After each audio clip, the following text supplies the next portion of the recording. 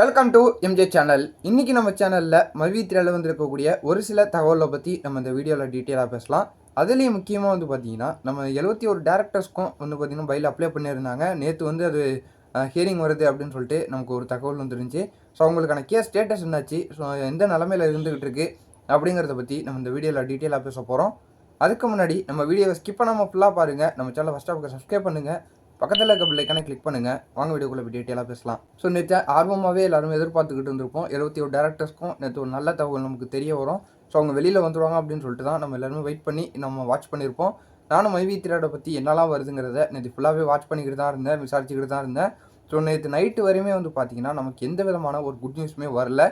So கிட்டத்தட்ட நான் விசாரித்தது வரையும் 3 தரப்புலேருந்து பார்த்தீங்கன்னா நேற்று நிறைய விதமான குழப்பங்கள் நடந்துருக்குது. ஸோ கேஸ் பார்த்தீங்கன்னா நேற்று வரவே இல்லை. அதுக்கு முன்னாடியே நிறைய யூடியூப் சேனலில் பாதி பேர் வெளியில் வந்துட்டதா பார்த்தீங்கன்னா சொல்லியிருக்கிறாங்க. 7 பேர் கிட்டத்தட்ட பார்த்தீங்கன்னா பைல் கிடச்சிட்டதாகவும், மற்றவங்களுக்குலாம் பார்த்தீங்கன்னா ஒத்தி வச்சிருக்கிறதாவும் பார்த்தீங்கன்னா ஒரு சில யூடியூப் சேனலில் சொல்லியிருப்பாங்க. ஒரு சில சேனல்லாம் பார்த்தீங்கன்னா கேஸே பார்த்தீங்கன்னா எல்லாருக்கும் முடிஞ்சிடுச்சு அப்படின்னு சொல்லிட்டு சொல்லியிருப்பாங்க. பலவிதமான தவறான வீடியோ பார்த்தீங்கன்னா நேற்று சோஷியல் மீடியாவில் பரவிட்டு வந்துக்கிட்டு இருக்கு.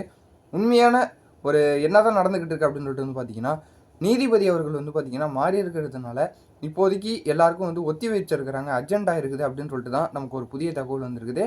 ஸோ நான் விசாரித்தது வரையும் பார்த்தீங்கன்னா எல்லாருக்குமே கேஸை ஒத்தி வச்சிருக்கிறாங்க அப்படின்னு சொல்லிட்டு தான் சொல்லியிருக்கிறாங்க. புதிய டேட் பார்த்தீங்கன்னா வரும், கூடிய விரைவில் வரும் அப்படின்னு சொல்லிட்டு சொல்லியிருக்கிறாங்க. ஸோ நமக்கு கன்ஃபார்மாக தெரியல, இன்றைக்கி கூட அந்த டேட் வரத்துக்கு நிறைய வாய்ப்பு இருக்குது. ஆனால் அந்த டேட்டை பார்த்தீங்கன்னா அவங்க மென்ஷன் பண்ணலை. நானும் விசாரித்தது வரையும் அவங்களும் டேட்டை சொல்லலை. ஆனால் கூடிய விரைவிலேயே அவங்களுக்கான ஹியரிங் மறுபடியும் வரும், ஒத்தி தான் வச்சுருக்கிறாங்க, இதுவரை கேஸ் யாருக்குமே நடக்கலை அப்படின்னு சொல்லிட்டு தான் தகவல் வந்துருக்குது. ஸோ 71 டேரக்டர்ஸ்க்கும் மறுபடியும் பார்த்தீங்கன்னா ஒரு அடுத்த ஹியரிங்கில் தான் அவங்களுக்கு கேஸ் நடக்கும் அப்படின்னு சொல்லிட்டு தான் நமக்கு தெரிய வருது.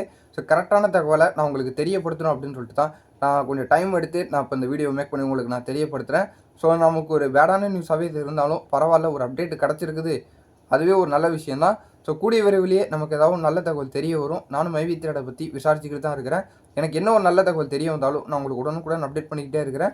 பல சோஷியல் மீடியாவில் இந்த மாதிரி அவசரப்பட்டு கொஞ்சம் தவறான கருத்துக்கள்லாம் பார்த்தீங்கன்னா அவங்க சொல்லிடுறாங்க. நம்ம சேனல் படி பார்த்தீங்கன்னா ஒரு கரெக்டான தகவலை விசாரித்து நான் உங்களுக்கு தெரியப்படுத்தணும் அப்படின்னு சொல்லிட்டு தான் நான் தெரியப்படுத்திக்கிட்டு இருக்கேன்.